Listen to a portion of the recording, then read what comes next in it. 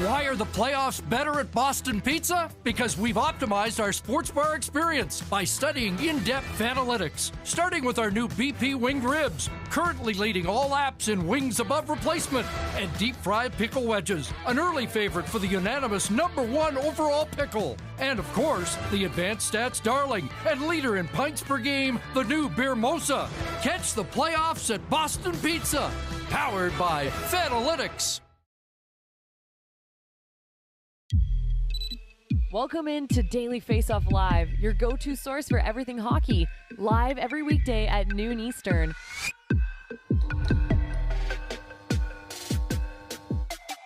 Whew. I do not think I am exaggerating when I say this may be the most jam-packed edition of Daily Faceoff Live that we have ever done. Welcome into the show. As always, Daily Faceoff Live is brought to you by Betano. The game starts now at betano.ca. And Frank Saravalli, our NHL insider at Daily Faceoff, you are hard at work this morning breaking the news that Darryl Sutter is out as the head coach of the Calgary Flames. His extension hadn't even kicked in yet, the 2-year deal he signed with the club, and they're making a change behind the bench. Frank, we are starting there. What led to this, and are you surprised that this happened, even though they moved on from Brad Treliving as well?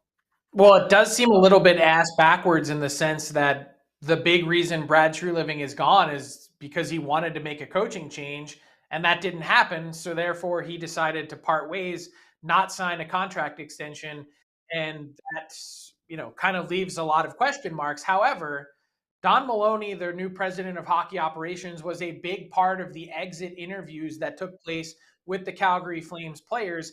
He saw and heard everything. And I'm not exaggerating when I say that Darryl Sutter alienated 90% of this organization this season.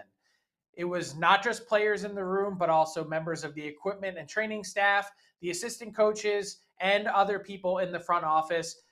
I wasn't kidding when I framed the question this way when the regular season ended. Does Darryl Sutter have a path to return as Calgary Flames head coach? The answer that we learned on Monday is no. And despite their best attempts to try and keep him and not pay out that $4 million a year contract in vain, there was really no other way for the Calgary Flames to approach what is a gigantic offseason, both from hiring a GM perspective. Does anyone really want to come in with a bulletproof coach under them? And also trying to re-sign or keep critical pieces of this team's core to be competitive. Elias Lindholm, Noah Hannafin, go down the list. A lot of players that need new contracts this summer probably wouldn't be signing, along with a long list of other players who had no interest in playing for Darryl Sutter again next season. Last summer, it was a roster reset for the Calgary Flames. This summer, it feels like a bit of a cultural reset with Darryl Sutter out the door. Any early leanings on where they could go here with this coaching hire, Frank, or is it just way too soon? Like, they got to cross the GM bridge first, no? Not sure that that's the case because they do have leadership in place with Don Maloney as president of hockey ops. So quite clearly he's going to be the man at the top of the pyramid. I think there's a number of internal candidates. I think Mitch Love and the job that he's done with the Calgary Wranglers in the American Hockey League, I think is a prime candidate. I wonder about Kirk Muller, who's been on their bench and has head coaching experience, certainly would be interested, I think, in taking over that position. There's no shortage of Ryan Huska, another internal candidate that has received interest around the league as an up-and-comer. That's 3 guys right there on your own staff who could easily be this team's head coach next season. No clarity yet as to who that might be. I have a sneaking suspicion that there's lots of interest in Mitch Love, but not confirmed just yet. Interesting stuff. We will have more on this in the coming days. It's going to be a fascinating summer in Calgary. But let's throw 2 minutes and 30 seconds up on the clock and talk about maybe one of the craziest Sunday nights in NHL history, Frank. We have a comment in the YouTube chat from D. Ely who said, biggest choke in NHL history, LOL. My response to that would be, who are you talking about, the Avs or the Bruins? Let's start with the Bruins, though, Frank.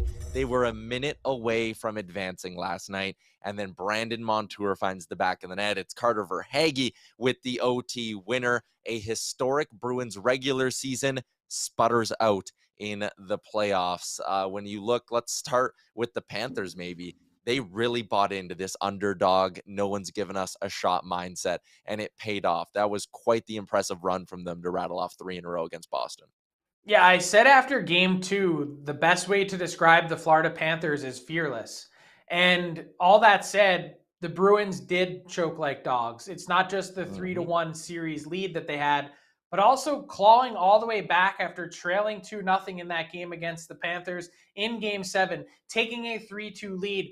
Your play is brimming with confidence at that point, and you take your foot off the gas in the final minute of the game that would have propelled this team into the second round of the playoffs. It's unconscionable. It's unthinkable that this 65-win team that had a 43-point edge over the Florida Panthers, and maybe that number is a little bit deceiving because this Panthers team underachieved this year and won the President's Trophy last year, at least the vast core of them did.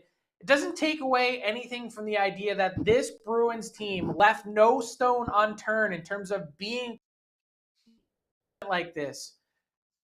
All the vets that they have on that team, all the pieces that they acquired, Dmitry Orlov and Garnet Hathaway and Tyler Bertuzzi, all significant contributors, and David Krejci and Patrice Bergeron, this is how they're going to go out? Well, let's look ahead quickly to what the next few months could look like in Boston. Like when we see this team in October of next season take to the ice again, how different are they going to look? I would imagine pretty different just from a sheer cap perspective, because there's no way for them to really bring back the same group. They're going to have to say goodbye to a number of the guys that they acquired at the trade deadline. And if they're not, then they're going to have to jettison other pieces on their roster. They have a $4.5 million bonus overage that carries into next season. Effectively, if the cap is 83.5, limits them to a $79 million ceiling. And they're going to have to make tough decisions all over their lineup, on their blue line. One of Grzelcyk or Carlo is likely to go. Will Taylor Hall be traded with the $6 million that he earns? And then what happens with Bergeron and Krejci? I would be surprised at this point if Krejci came back. He really seemed, yes, a great season, but seemed to slow down a lot for me. And Patrice Bergeron, it's been a tough go. There's a lot of miles on those tires, and he's got to somehow shake the sour taste of this. Is that enough to bring him back for another run? Yeah, it'll be really interesting to see how that goes in Boston. We talked about an interesting summer in Calgary. It'll be the same thing in Beantown. Let's go into the Kraken upsetting the Colorado Avalanche. The defending champs are done, and they made a great push late in that game. It looked like Nathan MacKinnon had scored a huge goal to tie it up, but it was called back on the offside. Kraken hold on 2-1. I do feel for our friend Bera, who watches the show from Sweden. He said he got 3 hours of sleep on a workday just to watch his boys lose 2-1 in a game 7. That is tough. But Frank, this Kraken team, they are the definition of depth and true team hockey, really, no? Team hockey, it's the sum of their parts is certainly greater than a lot of the individuals that are on that roster. So much credit goes to the Kraken. I've called them the hungriest team in hockey. A 1-0 lead, scoring the first goal in all 7 games of that 7-game series. And I think if you want to know where this series was won or lost, you can just take a look at the score sheet for the entire series. Go down and go through the 15 players on the Seattle Kraken roster. 15 of their 18 skaters registered at least 1 goal. They only had 3 guys that registered 2. No one hit 3 in the series. Yeah, did the Avs have the star power that what you would think would set them apart? But where they lost this series was on the margins, on depth. When it comes down to a series that close, you have to have your depth players contributing. And the Avs didn't have that. They also got out-battled in net. Philip Grubauer, for the first time in Kraken franchise history, really, 2 years now, they got goaltending. So that was a huge part of it as well. When you're playing in such a close game, like that game 7 on the road, as the Kraken were, to be able to get out to that lead and then to be able to hang on to it against a furious push that you knew would be coming from the Avs, full marks to the Kraken for advancing to the second round. And for the Avs, lots of questions coming for them too. They're going to have to make tough decisions with their own salary cap moving forward, Tyler. And I would say the one thing that stood out to me, yes, this Avs team certainly was hit by injuries at varying points. missing Gabriel Landeskog for the entire season, really difficult. And missing Cale Makar for a game with his suspension, not easy. But they had the talent and probably should have been able to advance. And I wonder what the impact of playing last year and going on a deep run has had on them. Were they a little bit overconfident, thinking that they'd be able to just skate by the Kraken? Yeah. Big shout out to Oliver Bjorkstrand as well. A couple of goals there. That was a great pickup by Ron Francis over the summer. Just quickly, when you look at the summer ahead for the Avs, Frank, could they be chasing one big piece to maybe, replace what they lost in a Nazem Kadri, or is it going to be a summer of improving the depth? Yeah, I'd be surprised just based on the math. Like, they're going to have to probably say goodbye to Samuel Girard on their back end. He's one guy at $5 million. They have like 9 players that they need to sign with only 10 or so, maybe a little more than that in cap space, $1 million. Nathan McKinnon, his salary quite literally doubles to $12.6 million next season. They're probably not going to go out and be a big spender, but we just talked about depth and all the ways that they can add to that team. This is also, if you look at the free agent board, the perfect summer to be in the market for depth, because this is one of the worst free agent classes out there in terms of star power, but maybe not in terms of guys that you could find as more inexpensive difference makers. Sunday night was upset night around the NHL. And as a hockey fan north of the border, Frank, when I think of Saturday nights, I think of hockey night in Canada. And the 2 Canadian teams remaining in the Stanley Cup playoffs certainly gave their fan bases a lot to cheer for. Listen, I am not a Toronto Maple Leafs fan or a supporter, but I had a bit of a smile on my face watching that fan base at Maple Leaf Square go absolutely bananas after John Tavares scored the game winner in overtime in Game 6. It just all felt so perfect, with the captain being the one who gets the job done for Toronto. The reaction from the bench was insane. The reaction from Kyle Dubas was also insane, but the Leafs have shaken their round 1 demons and are on to round 2, Frank. But they did it in interesting fashion when you kind of go game by game and really break down how they were able to beat this Tampa Bay Lightning team. Like, the Bolts actually look good in a lot of these games, and the Leafs just somehow snuck out wins at every turn. That's what makes it kind of difficult to handicap what happens next for the Toronto Maple Leafs. One, there's this hugely emotional component to their win. You could see it on the players' faces. You could see it on Sheldon Keefe's face in his post-game press conference, and you could obviously see it in Kyle Dubas jumping around the executive box in Amalie Arena. This meant so much to this team, this franchise, this city. But now, what does that mean in terms of the bigger picture moving on? Because I've been saying for months, the idea that the Toronto Maple Leafs just being satisfied with advancing past round 1 means that you've lost the plot. You're only 4 out of the 16 wins required the way there. That's 12 to go. And so now they have this incredible opportunity now with the Boston Bruins, the best regular season team in NHL history, being booted in the first round, to then go on a deep run. Will they come through and make good on that open path that's been created for them? They've got the Florida Panthers, a 92-point team that I think could give the Toronto Maple Leafs some fits. But I also think it makes it hard to handicap this series, Tyler, because of the way that it played out. In a lot of ways, what the Tampa Bay Lightning are feeling today is essentially what the Toronto Maple Leafs themselves have been feeling for the last number of years. They were probably the better team in the series and lost in some incredibly opportunistic ways, coughing up leads and now being on the wrong end of it, sitting here saying, we played better than that team for 5 of the 6 games.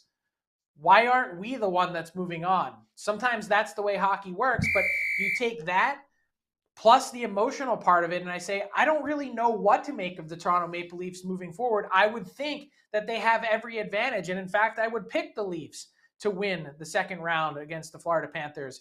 But there's a lot of unknown here, and we got to see how they handle winning and what that feels like. I was laughing because there was a sick, twisted part of me, Frank, as we watched all those reactions, saw the players going nuts, the coaches, the fans, all of it.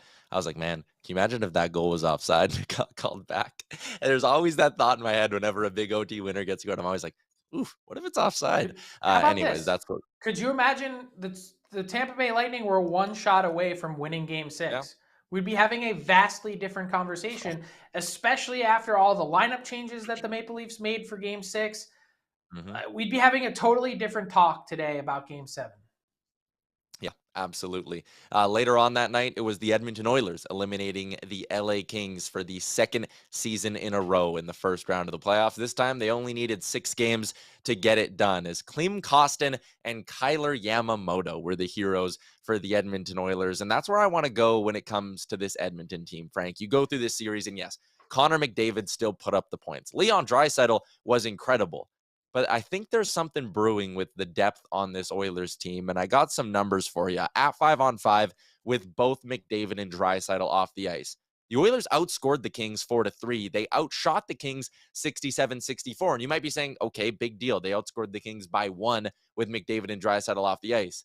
But a year ago, that wasn't the case. The depth was just trying not to get absolutely caved, while McDavid, Draisaitl, and Kane absolutely carried the load offensively. That's probably the biggest difference with this Oilers team, and part of the reason why they're probably the biggest threat in the Western Conference right now is McDavid and Draisaitl are going to get theirs. But the depth of this team is now not just competent, it's winning the battle for them. And I think that's what's separating this team from the Oilers groups we've seen in years past. I think another thing that's separating them is the fact that there were enough moments in this first round matchup that they easily could have panicked, and they didn't. I think they showed a lot of resolve and composure, playing against an LA team that, frankly, at times, for a team that's driven based on star power, can drive you a bit crazy. And I understand your point about the depth, and I think that's a significant one and a game changer moving forward for this team. There's no doubt in my mind that the Oilers have better surrounded Connor McDavid and Leon Draisaitl than they've ever been at any point in their careers in Edmonton. But it's really a stylistic thing when I look at Edmonton and LA in the first round, that the Kings made the Oilers' life really difficult. And the fact that they were able to pick through that and navigate through that with Connor McDavid not ever really going off in any one game, not to say he wasn't good. Of course he was good, but he wasn't dominating. And the reason for that is Philip Deneau and the way that the Kings played. And yet, all of that said, Connor McDavid still put up 10 points in the series, would have been the leading scorer on the LA Kings for that type of point production for the series. And that's the scariest part for the Vegas Golden Knights moving forward, who I don't think not only don't have the horses to score with the Oilers, but more to the point, they don't have the threats defensively to put up against the Edmonton Oilers in the way that the Kings do with Deneau or Kopitar. And in some ways, I actually think this second round matchup against the team that won the Pacific Division is the better matchup for the Edmonton Oilers moving forward. And I think this presents itself, like the Toronto Maple Leafs, a wide open path, especially with the Colorado Avalanche being gone, to go on a deep run. I know we are getting to a lot here, and we got our pal James Nichols stopping by in just a second, but in 30 seconds, Frank, off-season priorities for the LA Kings. Off-season priorities, one, figure out the goaltending. Joonas Korpisalo certainly didn't have a bad series by any stretch of the imagination. It did feel like the Oilers kind of figured him out a little bit. So they've got Korpisalo, who's a pending free agent. And can they possibly move that Cal Peterson contract? Because that's going to be damaging. And then what do they do with their blue line? Too many right shot defensemen. Normally, for most teams, that'd be a good problem to have, but they need to rebalance their back end.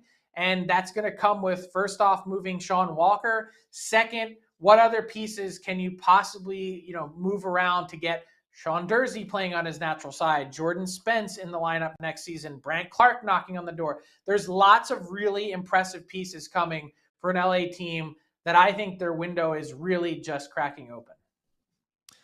There you go. A big recap on what we saw over the weekend. A couple of intriguing game sixes throughout things, and then a couple of big game sevens. And there's another game 7 coming tonight between the Devils and the Rangers. Let's get into it with the All 32.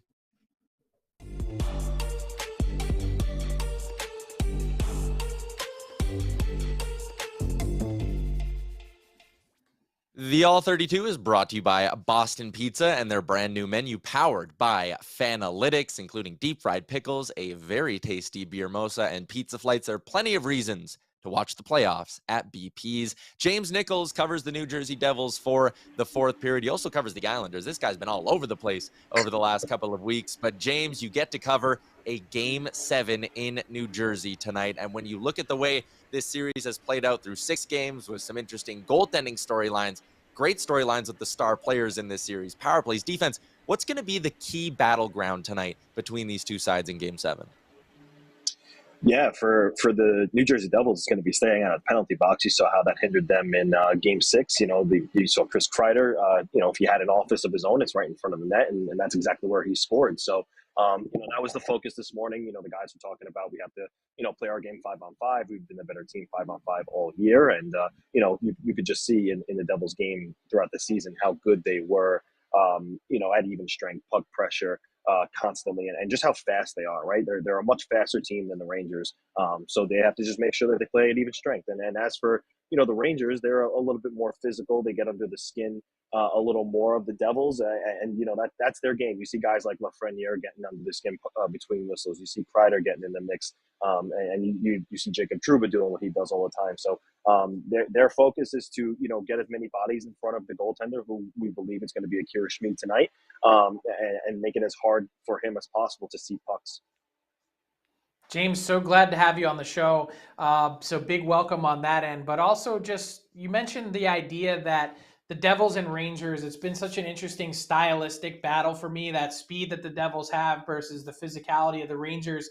And it's gone back and forth, but the Devils have really struggled to score in a way that I think is probably a bit uncharacteristic for the season as a whole. And they've also been reliant for some of that scoring on their own power play. What has been the reason why the Devils haven't been able to put more in the back of the net? Is it solely Igor Shesterkin, or is it more than that? Yeah, I think you definitely have to give a little bit of credit to Igor Shesterkin, right? If you look at some of the advanced analytics and you see some of the goose eggs on the board for guys like Jesper Bratt, Timo Meier, and Nico Hischier, their expected goals are all above 1.5 or more. I think Nico Hischier and Timo Meier are inching closer to 3 goals expected for per game. So it's definitely, you need to give credit to Igor Shesterkin. He's been doing a pretty good job at stopping the puck, especially, in this series. But again, it comes down to getting bodies in front of him, not letting him see pucks, not letting him track pucks. I think that they got away from that a little bit in Game 6. They were doing a pretty good job of that.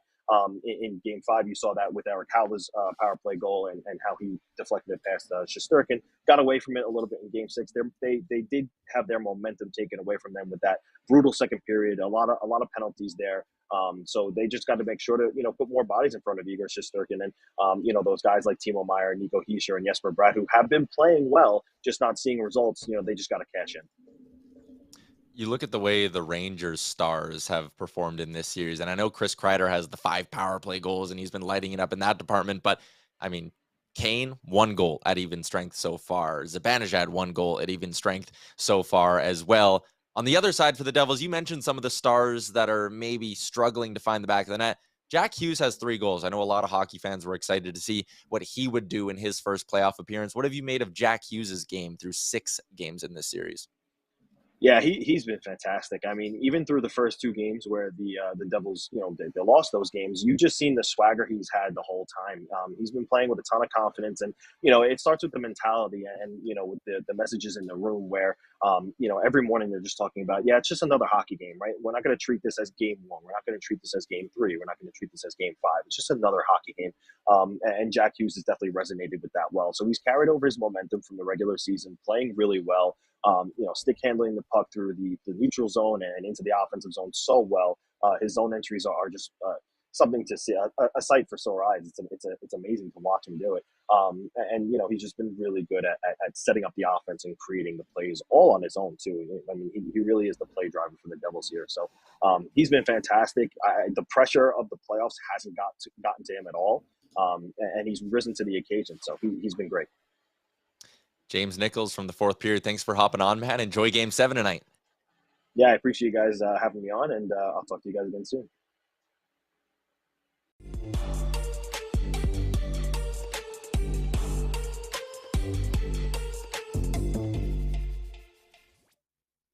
Couple of questions to get to in our inbox segment, hashtag AskDFO. Frank, I'll start with this one. The only team we even touched on out west is the Dallas Stars. So rank the final four teams in the West in terms of their chances of winning the Stanley Cup. All right, so I would go 1 Edmonton, 2 Dallas, 3 Vegas, 4 Seattle. That really does feel like the consensus way of doing it. I think maybe my counterpoint would be to have Vegas higher, but then I feel dumb going Edmonton 1, Vegas 2. So I really have a hard time arguing with your order of 4. I have a funny feeling that's how a lot of hockey fans would feel. I also want to throw you this one, Frank. No, I would Go just ahead. say, too, don't sleep on the Dallas Stars. A really good team Okay. that plays physical. They're deep. They've got the mobile blue line, and they've got the goaltender. There's not a lot the Stars are missing. So I don't want to discount the Kraken and what they've done. I also don't think that Avs team is anywhere near as deep as they were last year. Plus, they were banged up, not having Nichushkin, and Makar was suspended. All those things, Landeskog, like there was a lot that went into that series win for the Kraken. This one comes in from Tony Couture in the Daily Faceoff YouTube chat, Frank. He wants to know if you've got an early Conn Smythe pick through one round of the playoffs. It's tough to do. I will say our friends at Betano have Connor McDavid as the favorite at 7-1, followed by Matthews, then Draisaitl and Marner to round out the top 4. But who's one player who stood out as maybe the MVP through one round? Matthew Tkachuk. That would be my round 1 MVP. I know that's not a Conn Smythe winner, but that's the guy I would pick. If I had to throw a name into the ring here and someone whose odds I actually like over on Betano, Rupe Hintz is 17-1. This guy had 12 points in round 1, 2 points per game, 5 more points than anyone else on that team. You know, Joe Pavelski went down, and Rupe Hintz was a big reason why that top line kept humming, Frank. He's a good one, no doubt. Yeah. Let's stick with Betano and get to our daily bets for the day. Just one game on tap, but it is a big one with it being Game 7 between the Rangers and Devils. The game starts now at betano.ca. Frank, I am betting on goals tonight. I am going over 5.5 between the Devils and the Rangers in this hockey game. I know Igor Shesterkin is a great goalie, but I still think the offense will get going. James talked about how some of the big guns on the Devils are kind of due to start scoring at some point. I think we'll get some offense. This line being set at 1.5, and the payout is what specifically intrigues me. Plus 112. This is hit in 3 of the 6 games, so it's kind of been a coin flip on the over-under. And if you're going to give me plus money on the over, I'm going to take that side of this bet. So I'm going over 5.5 in Game 7 between the Rangers and Devils tonight out in New Jersey. And that brings us to garbage time, Frank. What do you got cooked up to end what's been a great show? Yeah, we fit 10 pounds of shit in a 5-pound bag here in today's show, but I'm going to end it with this. We don't know what's going to happen with Patrice Bergeron and David Krejci next year. Will they come back? Will they not? I can tell you who shouldn't come back, and that's Jack Edwards, the play-by-play voice of the Boston Bruins on NESN. Just listen to his goal call as the Florida Panthers won it in OT. On him. Verhaeghe wins the series for Florida, and this joyride ends in a Hindenburg-like ending. The Bruins are the second record-setting team in a row to drop the series in the first round. He's so busy rooting for the Bruins that he can't actually get the call out, which, by the way, he compared to a Nazi airship which crashed in New Jersey and 35 people were killed. What? I'm sorry, what was that again? I mean, and second record-setting team to go down in a row. The Tampa Bay Lightning didn't set any records, actually.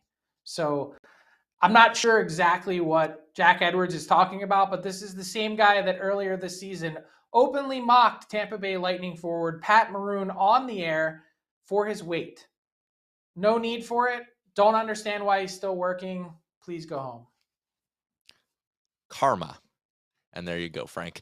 The Boston Bruins are done. The Colorado Avalanche are done. Round 1, though, is not. Game 7 tonight between the Devils and Rangers, and we'll be back tomorrow at noon Eastern to break it down and give our round 2 picks. Thanks to everyone who is active in the chat. Thanks to everyone who maybe tuned in for the first time today, because I know there was a handful of you. We hope to see you again tomorrow and throughout the rest of the playoffs. Enjoy Game 7. Thanks for tuning in to Daily Faceoff Live. Make sure you hit the subscribe button to never miss an episode.